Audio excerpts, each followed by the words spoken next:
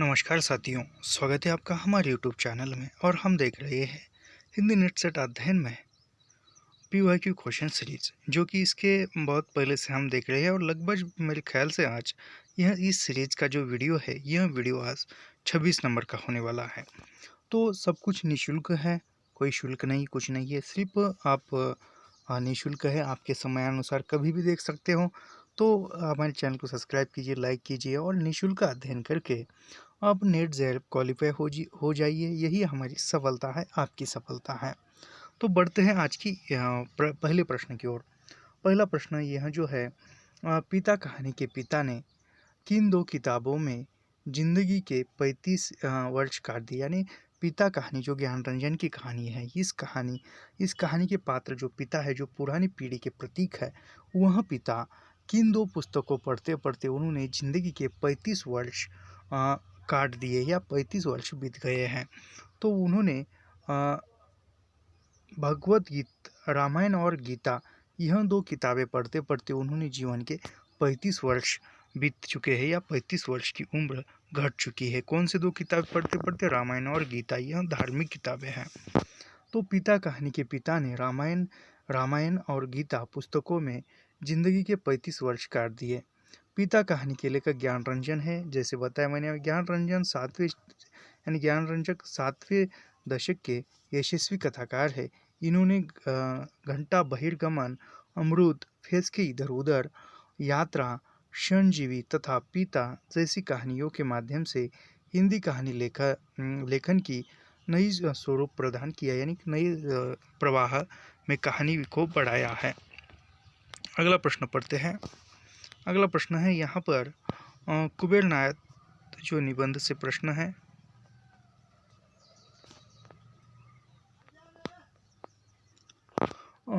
कुबेरनाथ राय के निबंधों की विशेषताओं से संबंधित कथन, यानी ऊपर जो कुबेरनाथ राय है, जो उसके निबंधों की कौन कौन सी विशेषता है। कुबेरनाथ राय के निबंधों का मूल स्रोत लोक जीवन, लोक संस्कृति और लोक शब्दावली है। उसके बाद है कुबेरनाथ राय ललित निबंधों को रम्य निबंध की तुलना में व्यक्ति व्यंजक निबंध अधिक मानते हैं।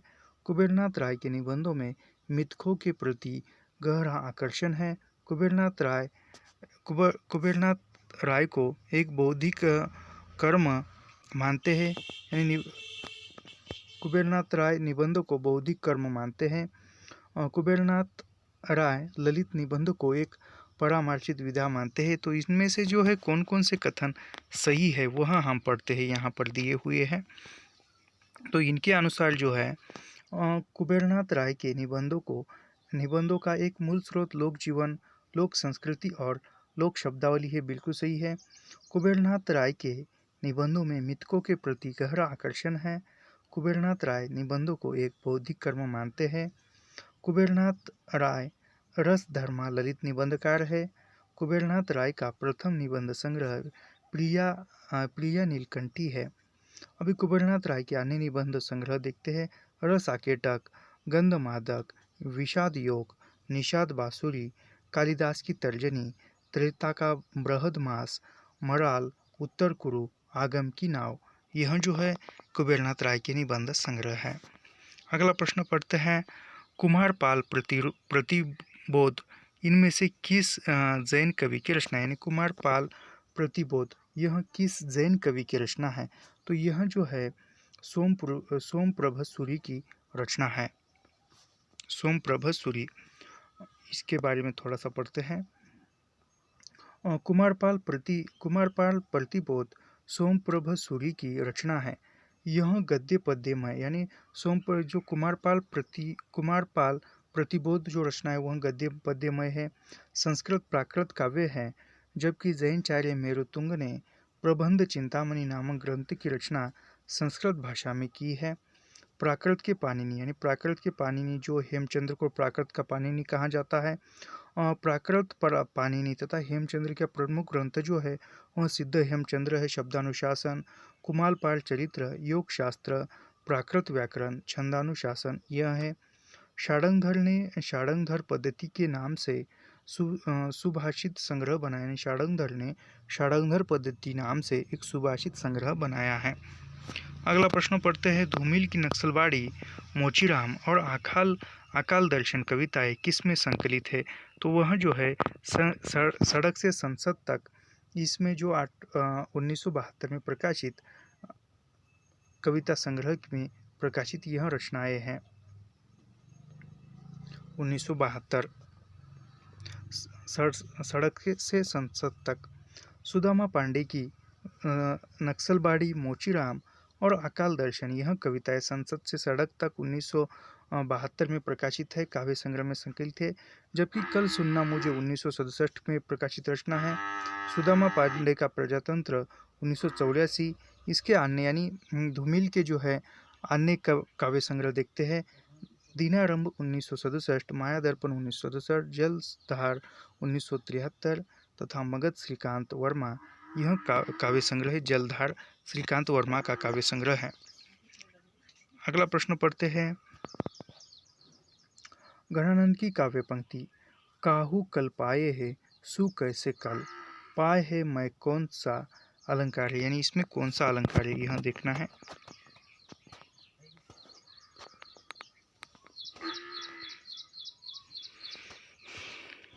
इसमें जो है इसमें एमक अलंकार है। अभी यहाँ पर यमक अलंकार किसे कहते हैं थोड़ा सा पढ़ते हैं। यमक अलंकार जहाँ एक या एक से अधिक शब्द एक से अधिक बार, यानी यमक अलंकार में एक से अधिक एक ही शब्द बार बार आता है और उस बार बार प्रयुक्त होता है या आता है, यह अर्थ भी प्रत्येक बार, यानी एक ही शब्द बार बार आता है और उसका अर्थ भिन्न भिन्न अलग अलग होता है, उसको यमक अलंकार कहा जाता है। अगला प्रश्न पढ़ते हैं, भवानी प्रसाद मिश्र की कविता सतपुड़ा के जंगल में किस जनजाति का उल्लेख है? तो इसमें जो गोंड जनजाति का उल्लेख हुआ है सतपुड़ा के जंगल में, जो भवानी प्रसाद मिश्र की कविता है। भवानी प्रसाद मिश्र को सहजता का कवि कहा जाता है। भवानी प्रसाद मिश्र को सहजता का कवि कहा जाता है। कहानीकार उदय प्रकाश ने भवानी प्रसाद मिश्र को कविता का गांधी कहा है, यानी भवानी प्रसाद मिश्र को कविता का गांधी किसने कहा है? तो वह उदय प्रकाश ने कहा है, और उदय प्रकाश मूलतः कहानीकार है। भवानी प्रसाद मिश्र ने खुद को गांधी का बेटा कहा है। सतपुड़ा के जंगल कविता गीत फरोश 1953 में काव्य संकलन में संग्रहित है, यानी सतपुड़ा के जंगल कविता गीत फरोश नामक काव्य संकलन में या काव्य संग्रह में संकलित है। इसके यानी भवानी प्रसाद मिश्र के अन्य कविता संग्रह या काव्य संग्रह कमल के फूल, सतपुड़ा के जंगल, वाणी की दीनता, टूटने का सुख और गीत फरोश, यह जो है भवानी प्रसाद मिश्र के कविता संग्रह है। अगला प्रश्न देखते हैं, आंजो दीदी नाटक का मंचन रंगभूमि द्वारा लक्ष्मी टॉकीज इलाहाबाद से हॉल नंबर 22 जनवरी 1956 को हुआ। इस नाट्य प्रस्तुति के निर्देशक जो श्री राज जोशी जी है, याद कीजिए।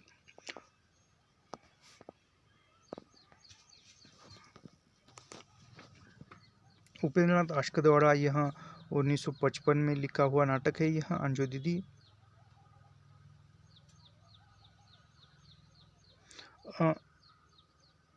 उपेंद्रनाथ आश्क के नाटक देखते हैं लक्ष्मी का स्वागत 1935, स्वर्ग की झलक 1940, छठा बेटा 1940, जय भारत 1937, देवताओं की छाया 1940, आंजो दीदी 1955, लौटा हुआ दिन 1972, कैद उड़ान, यह जो है उपेंद्रनाथ आश्क के नाटक है। अगला प्रश्न देखते हैं, मिथक, प्रतीक और बिंब के संबंध में निम्नलिखित कथनों पर सही या निम्नलिखित कथनों पर विचार कीजिए। बिंब या मिथक, प्रतीक या बिंब के संबंध में सही कथन है। अरस्तु ने अपने ग्रंथ पोएटिक्स में मिथक का प्रयोग कथानक, आख्यानमूलक रचना तथा मनगठन कथा के लिए किया है, बिल्कुल सही है। नगेंद्र लिखते हैं, यानी नगेंद्र के अनुसार काव्य बिंब शब्दार्थ के माध्यम से कल्पना द्वारा निर्मित एक ऐसी मानक छवि है जिसके मूल में भाव की प्रेरणा मिलती है। प्रतीक प्रतिरूप न होकर निरूपण होता है। कलाकार के भावों के प्रेरण का माध्यम होता है। अगला देखते हैं यहाँ पर बिंब रचना काव्य का मुख्य व्यापार, यानी बिंब रचना काव्य का मुख्य व्यापार है। बिंबों के द्वारा कवि वस्तु, घटना, गुण, व्यापार, विशेषता, विचार आदि साकार तथा निराकार पदार्थों और मानस क्रियाओं को प्रत्यक्ष इंद्रियाग्राह्य बनाता है।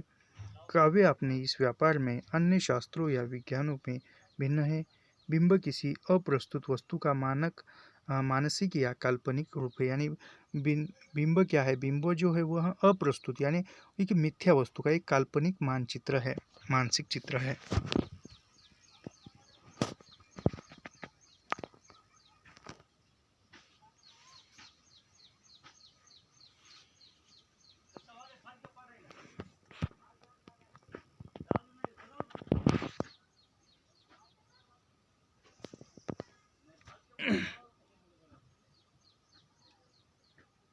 अगला प्रश्न देखते हैं, ये स्थापना और तर्क का है। अभिकथन पढ़ते हैं।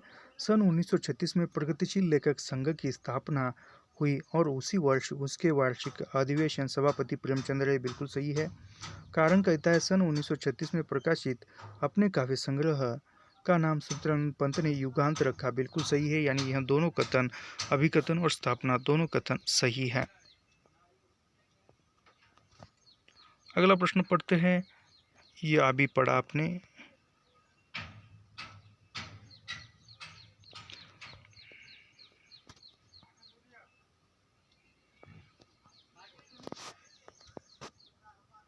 अमृतसर आ गया कहानी में किस स्टेशन के बाद हिंदू मुसाफिरों की चुप्पी गहरी हो गई, यानी अमृतसर आ गया कहानी में जो भीष्म साहनी द्वारा लिखित कहानी है, उस कहानी में अमृतसर आ गया कहानी में किस स्टेशन के बाद या किस स्टेशन के छूट जाने के बाद हिंदू सिख मुसाफिरों की चुप्पी हो गई, तो यह जो है वजीराबाद स्टेशन पर, वजीराबाद स्टेशन जाने के बाद अमृतसर आ गया कहानी में वजीराबाद स्टेशन के बाद हिंदू सिख मुसाफिर की चुप्पी गहरी हो गई। वजीराबाद स्टेशन जाने के बाद अमृतसर आ गया भीष्म साहनी द्वारा लिखित कहानी है। यह कहानी भारत के विभाजन के परिदृश्य पर लिखी गई है, यानी भारत पाक विभाजन के आधार पर। ये यानी इनकी भीष्म साहनी की अन्य कहानियाँ देखते हैं। पाली भटकती राख और खून का रिश्ता, चीप की दावत, सिर का सदका, पहला पाठ, यह जो है यह भीष्म साहनी की प्रमुख कहानियाँ हैं। अगला प्रश्न पढ़ते हैं। आधे अधूरे नाटक के संबंध में कथन है, तो आधे अधूरे नाटक के संबंध में कौन से है? यह नाटक मौजूदा जीवन की विडंबना के कुछेद संगन बिंदुओं को रेखांकित करता है। बिल्कुल सही है। ओम पुरी को यह समकालीन जिंदगी का पहला सार्थक नाटक लगता है, यह भी बिल्कुल सही है। इसके पात्र स्थितियाँ एवं मनस्थितियाँ यथार्थपरक तथा विश्वसनीय नहीं है, यह गलत है। विश्वसनीय है वह पात्र। आधे अधूरे आज के जीवन के एक गहन अनुखंडन को मूर्त करता है, यह भी बिल्कुल सही है। लास्ट देखते हैं क्या है। इस नाटक की भाषा में वह सामर्थ्य नहीं है जो समकालीन जीवन के तनाव को पकड़ सके, ये लेकिन इसकी भाषा में वो समकालीन जीवन की तनाव को पकड़ सके, वह इसमें उस भाषा में सामर्थ्य है, लेकिन यहाँ पर नहीं है, यानी ये ई और सी यह दो कथन गलत हैं। सही कथन जो हमने पढ़े वह है। यह नाटक जो है मोहन राकेश द्वारा लिखित नाटक है, आधे अधूरे 1969 में प्रकाशित है। उसके बाद उसके आषाढ़ का एक दिन 1958, लहरों के राजहंस 1963 और आधे अधूरे 1969, यह मोहन राकेश के महत्वपूर्ण 3 नाटक है। यह 3 नाटकों में से 2 नाटक हमारे पाठ्यक्रम में, आषाढ़ का एक दिन और आधे अधूरे। आषाढ़ का एक दिन यह कालिदास के जीवन पर आधारित है। अगला प्रश्न पढ़ते हैं।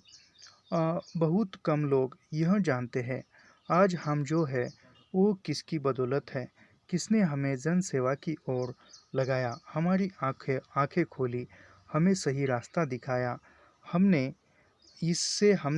हमेशा प्रेरणा ली, अपना कर्तव्य किया और आगे बढ़े। बकरी नाटक का उक्त कथन किस पात्र के द्वारा है, तो यह कथन जो है दुलजन कहता है। बकरी नाटक यह सर्वेश्वर दयाल सक्सेना का है जो 1974 में प्रकाशित है। बकरी नाटक के हम पात्र देखते हैं। नट नटी भिश्ती बकरी नाटक के पात्र है यहाँ पर। नट नटी भिश्ती, कर्म सिंह युवक, सत्यवीर सिपाही, विपत्ति। यह जो है बकरी नाटक के पात्र में फिर से पढ़ता हूँ। नट नटी भिश्ती, कर्म सिंह युवक, सत्यवीर सिपाही और विपत्ति। यह जो है बकरी नाटक के पात्र है। अभी सर्वेश्वर दयाल सक्सेना के नाटक देखते हैं यहाँ पर। बकरी जो 1974 में प्रकाशित है। और नाटक की पहली प्रस्तुति यानी बकरी नाटक की पहली प्रस्तुति कहाँ पर हुई है? जन नाट्य मंच द्वारा 13 जुलाई 1974 को।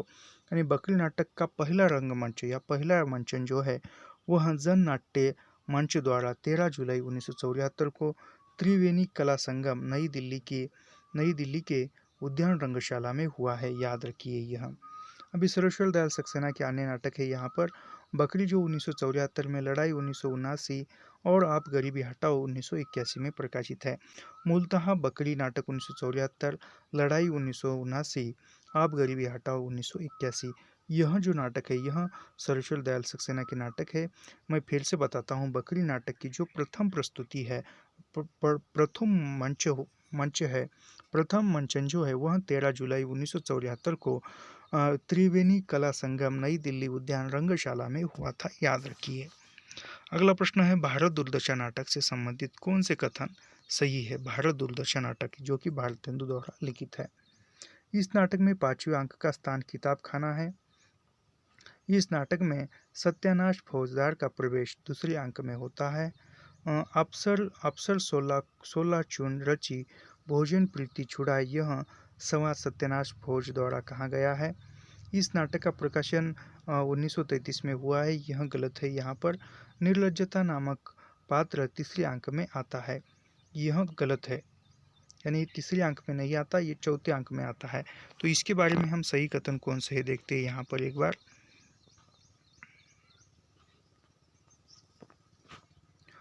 इस नाटक में 5वें अंक का स्थान किताब खाना है, बिल्कुल सही है। जो किताब खाने में जो 5 विद्वान बैठते हैं और वो सम्मेलन लेकर भारत को किस प्रकार बचाना चाहिए यह उसकी चर्चा करते हैं। इस नाटक में सत्यानाश फौजदार का प्रवेश तीसरे अंक में होता है, यह भी बिल्कुल सही है। अप्सरा 16 चून रची, भोजन प्रीति छुड़ाए, यह संवाद सत्यानाश फौज द्वारा कहा गया, यह भी बिल्कुल सही है। इस नाटक का प्रकाशन 1955 में न होकर 1987 में हुआ है। निर्लज्जा नामक पात्र का प्रवेश दूसरे अंक में होता है, यह भी बिल्कुल सही है। अभी यहाँ पर भारतेंदु के मौलिक नाटक देखते हैं। भारतेंदु के प्रमुख मौलिक नाटक है वैदिक हिंसा हिंसा न भवति प्रहसन है 1873, सत्य हरिश्चंद्र 1875, विषय विषय मोदम भान है यह 1876, भारत दुर्दशा 1880। यह भारत दुर्दशा नाट्य रासक है और ये प्रतीक रूप, इसके पात्र भारत दुर्दशा के जो पात्र है वह प्रतीक रूप में चित्रित किए हुए हैं, जैसे कि आशा, निर्लज्जता, आलस्य, रोग। यह जो एक प्रतीक पात्र है। नील देवी यह गीति रूपक है जो 1881 में प्रकाशित है। अंधेर नगरी यह प्रहसन, यह भी 1881 में प्रकाशित है। अगला प्रश्न देखते हैं, ईदगाह कहानी के संबंध में प्रयुक्त कथन है। अभी ईदगाह कहानी के संबंध में कौन से कथन है देखते हैं। तो हामिद को अपने अब्बाजान एवं अम्माजान के न आने का बहुत दुख है। तो यह नहीं है, उसको दुख नहीं है क्योंकि वह खुश है, क्योंकि उसकी दादी बताती है कि तुम्हारी अब्बाजान एवं अम्मी खुदा के पास गए और बहुत सारे तुम्हें खिलौने खुदा की नेमतें लेकर आएगी। महमूद ने सिपाही खरीदा है, बिल्कुल सही, महमूद सिपाही खरीदता है। नूरी को भिश्ती पसंद आता है, नूरी को भिश्ती पसंद आता है। सम्मी अपनी खंजरी हामिद से बदलना चाहता है, बिल्कुल सही है। वह सम्मी जो है वह हामिद का चिमटा लेकर उसके बदले में उसको खंजरी देना चाहता है। बच्चे हामिद ने बूढ़े हामिद का पार्ट खेला था, यह भी बिल्कुल सही है। यानी यहाँ पर बी डी सी यहाँ पर हमारा सही उत्तर होगा। यह प्रेमचंद द्वारा लिखित कहानी है जो ईदगाह कहानी 1933 में प्रकाशित मानसरोवर के प्रथम खंड में या प्रथम अंक में प्रकाशित है। यह कहानी जो ईदगाह कहानी है यह कहानी बाल मनोविज्ञान पर आधारित कहानी है। मोहसिन को बिश्ती पसंद आया था, नूरिया को वकील पसंद आया था, शमी ने धोबिन खरीदी थी और हामिद ने बूढ़ी दादी के लिए चिमटा खरीदा था। हामिद ने।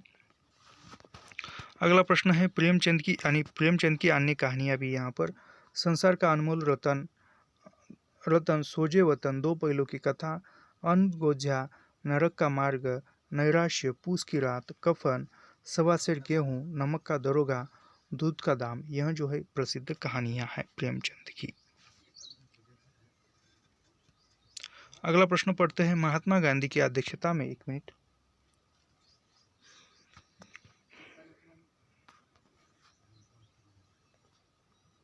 महात्मा गांधी की अध्यक्षता में गठित लिपि सुधार समिति के संयोजक थे तो वह काका कालेलकर थे, याद रखिए।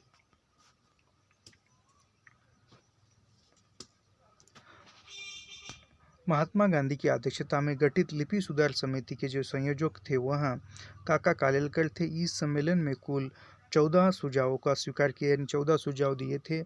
उत्तर प्रदेश सरकार ने 31 जुलाई 1947 में आचार्य देवेंद्र देव की अध्यक्षता में नागरी लिपि सुधार समिति का निर्माण किया। यानी नागरी लिपि सुधार समिति का निर्माण जो है वह आचार्य देवेंद्र देव की अध्यक्षता में किया है उत्तर प्रदेश में 31 जुलाई 1947 को। नागरी परिचालनी सभा ने सन 1945 में नागरी लिपि सुधार हेतु एक समिति का गठन किया। यानी नागरी लिपि सुधार समिति का गठन 1945 में हुआ था नागरी परिचालनी सभा द्वारा, जो नागरी लिपि सुधार के लिए।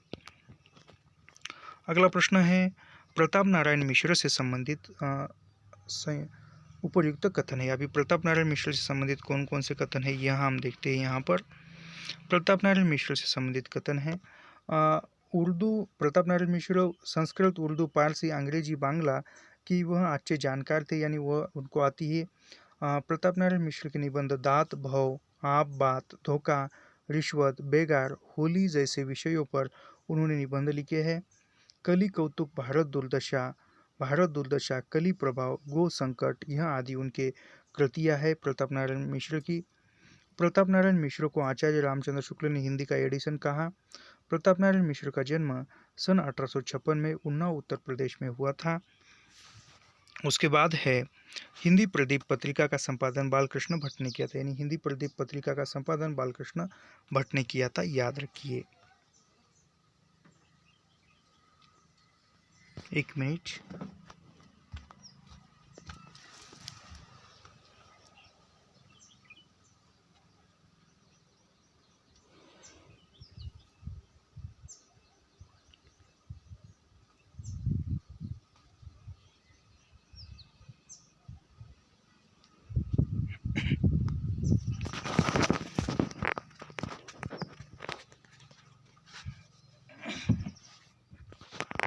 अगला प्रश्न पढ़ते हैं। शक्ति कवित्व बीज संस्कार रूप काव्य हेतु शक्ति के संदर्भ में यह कथन किस आचार्य का है? तो यह कथन मम्मट का है शक्ति के संदर्भ में। अभी यहाँ पर इनके बारे में पढ़ते हैं। मम्मट का ग्रंथ है काव्य प्रकाश, यानी मम्मट का ग्रंथ है काव्य प्रकाश। भारतीय साहित्य शास्त्र काव्य हेतु के 3 भेद है। यानी भारतीय काव्य शास्त्र में काव्य के 3 भेद बताए हैं, प्रतिभा, व्युत्पत्ति एवं अभ्यास। इनमें प्रतिभा सर्वप्रमुख है। यानी जो काव्य के भेद है उन काव्य के भेदों में सबसे प्रमुख कौन सा भेद है? तो प्रतिभा है। और जिसे कवित्व का बीज माना जाता है, यानी कवित्व का बीज प्रतिभा को माना जाता है। आचार्य राजशेखर ने प्रतिभा के 2 भेद माने। यानी राजशेखर ने प्रतिभा के कितने भेद माने हैं? 2 माने हैं, कार्येत्री प्रतिभा और भावेत्री प्रतिभा। अगला प्रश्न पढ़ते हैं। निम्नलिखित काव्य पंक्तियों में रीतिबद्ध काव्यधारा के कवियों से जुड़ी काव्य पंक्तियां। अभी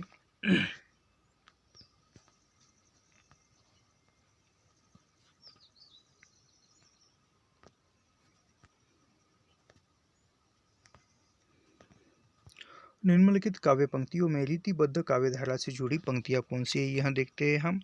तो यहाँ पर जो है रीतिबद्ध में भाषा ब्रज भाषा, रुचिर कहे सुमति, सब कोई मिल संस्कृत, पारस्य यह आति प्रवाट जो यह भिखारीदास की है। कुंदन को रंग फीके लगे, झलके सब आंगन चारों गुसाई, आखिन में अलसानी, चित्तौनी में मंजू, विलासनी सराय, यह मतीराम की है। उसके बाद है बेनी ही बूढ़ी गई पंखियाँ, आँखियाँ मधु की मक्खियाँ भई। यह देव की पंक्ति है और यह रीतिबद्ध की है। हील मिली जाने सो मिली के जवाने जनावे, हित हित के न जाने ताको ही तो न बिसाई। यह मुक्त बोधा की पंक्ति है जो रीति मुक्त काव्यधारा की आती है। अगला प्रश्न पढ़ते हैं इसके बारे में। यहाँ पर स्थापना और तर्क के कथन है।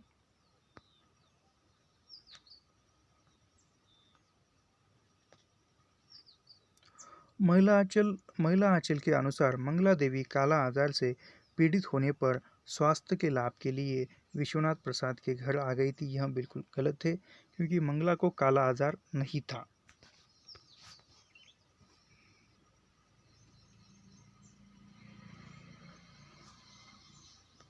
मंगला को जो है हिस्ट्रिया की बीमारी हुई होती है।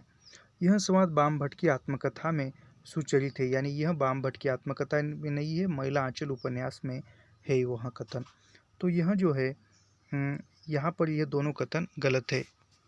महिला आंचल यह फणीश्वरनाथ रेणु द्वारा लिखित उपन्यास 1954 में प्रकाशित हुआ है। पर यानी महिला आंचल फणीश्वरनाथ रेणु के उपन्यास देखते हैं। महिला आंचल 1954, पड़ती परिकथा 1957, दीर्घतपा 1964, कितने चौराहे 1967, पलटू बाबू रोड 1979।